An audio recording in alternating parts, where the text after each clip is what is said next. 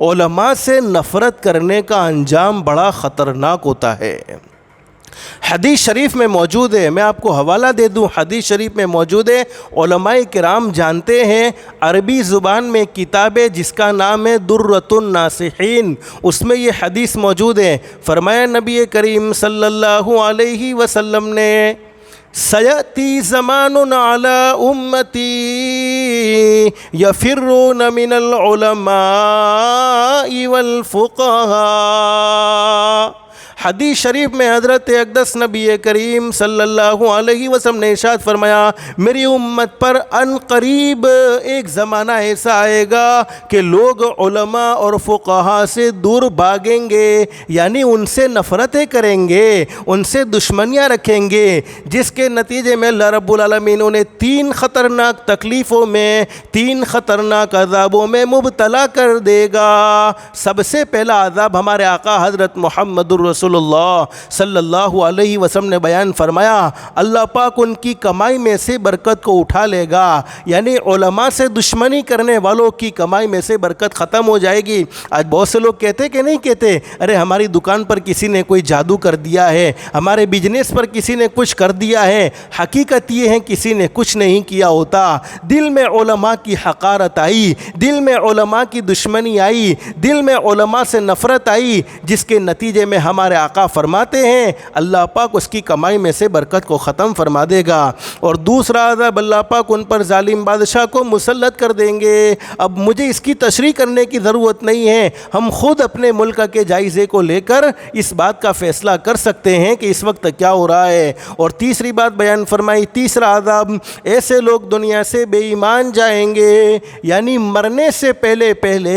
اللہ پاک ان سے ایمان کی دولت کو چھین لے گا۔ اللہ ہم سب کی حفاظت فرمائے۔ اسی لیے علماء نے فرمایا، جس نے علماء کے ساتھ برا سلوک کیا، جس نے علماء کے ساتھ برا برتاؤ کیا، اس کو تو اپنے ایمان کی خیر منانی چاہیے۔ اور حدیث شریف میں کیا فرمایا، حدیث کے بیان کرنے والے حضرت علی رضی اللہ تعالیٰ عنہ فرماتے ہیں، فرمایا نبی کریم صلی اللہ علیہ وسلم نے، جب میری امت اپنے علماء سے بغض رکھنے لگے گی،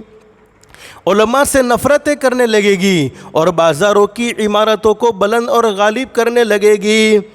بازاروں میں بڑے شو روم بنیں گے، بڑی دکانیں بنیں گی، بڑی فیکٹریاں بنے گی، بازاروں کی عمارتیں بلند ہونے لگے گی، جب میری امت اپنے علماء سے بغض رکھنے لگے گی اور بازاروں کی عمارتوں کو بلند اور غالب کرنے لگے گی اور مال و دولت پر نکاح کرنے لگے گی، یعنی نکاح میں بجائے دینداری کے، بجائے تقوی کے مالداری کو دیکھا جائے گا، بینک بیلنس کو دیکھا جائے گا، دماغ کے بیلنس کو، تقوی کے بیلنس کو، دینداری کے بیلنس کو نہیں دیکھا جائے گا، تو حدیث شریف میں حضرت علی رضی اللہ تعالیٰ عنہ فرماتے ہیں اللہ رب العالمین ان پر 4 قسم کے عذابوں کو مسلط فرما دیں گے، 4 قسم کے عذاب ان پر نازل ہوں گے۔ نمبر 1، قحط سالی ہو جائے گی، خود کا پیسہ ہوتے ہوئے، خود کا مال ہوتے ہوئے بھی اس مال سے وہ فائدہ حاصل نہیں کر سکے گا، قحط سالی ہو جائے گی۔ نمبر 2، بادشاہوں کی طرف سے ظلم ہونے لگیں گے، اس وقت دیکھ رہے ہیں ہم کیا ہو رہا ہے۔ اور نمبر 3،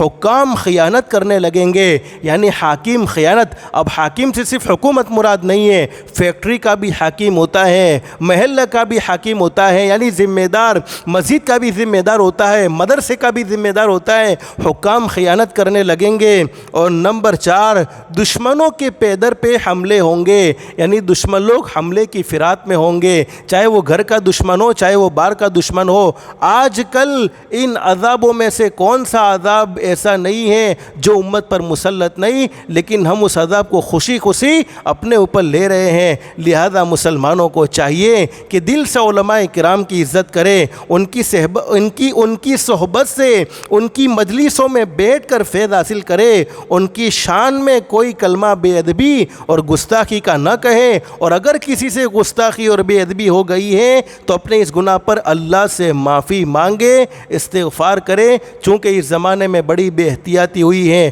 علماء سے برا سلوک کیا جا رہا ہے، علماء کی کوئی اہمیت امت کے دل میں نہ رہی۔ لیکن ایک بات یاد رکھو، چونکہ میں نے آپ کو بتلایا علم دین سیکھنا ہو، علم دین حاصل کرنا ہو تو علماء کا ادب ضروری ہے، علماء کا اکرام ضروری ہے، علماء کا احترام ضروری ہے، علماء سے محبت ضروری ہے۔ علماء نے بڑی عجیب بات بیان فرمائی ہے، جس نے کسی عالم دین کے ساتھ برا سلوک نہیں کیا، جس نے کسی عالم دین کے ساتھ برا سلوک نہیں کیا، صرف کسی عالم دین کو حقارت کی نگاہوں سے دیکھا، ذلیل نگاہوں سے دیکھا، علماء نے لکھا ہے